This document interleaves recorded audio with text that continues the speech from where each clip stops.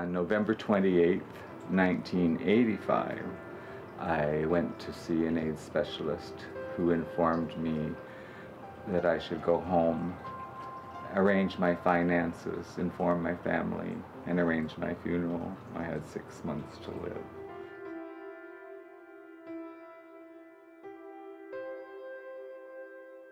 I was in a new relationship and I had to drive home and tell my partner.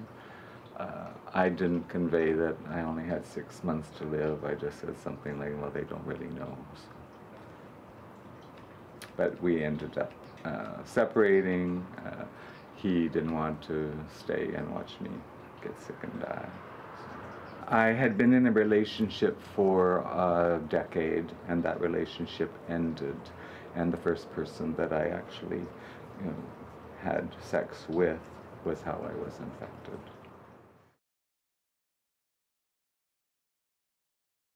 Due to the stigma associated with HIV and the idea that it was an automatic death sentence, was such that people usually ran as fast as they could when they heard that I was HIV positive, when I told them that. So, to make a long story short, I wasn't really interested in having a relationship with someone. I'd had 2 relationships where they weren't able to, to stick around. And so I spent nearly a decade, on my own before I actually met. And the reason that I actually was open to having the relationship with him was the fact that he had been in a relationship with somebody who was HIV positive and had had a partner, HIV positive, who died. And he knew exactly what it was that, I was going to be living with, and the possibilities, and had dealt with that for 7 years in a previous relationship, and assured me that he wasn't going to get up and leave one day, that he'd stick by me. So, and he has.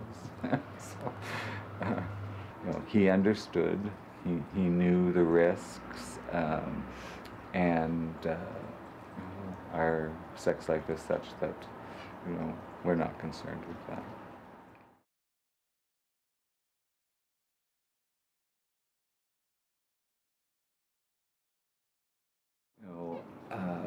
I wanted the same thing that my brothers and sisters and aunts and uncles and mother and father and grandparents and everybody else wanted, to find somebody, fall in love, and one day get married. So that was definitely something that for most of my life wasn't in the cards.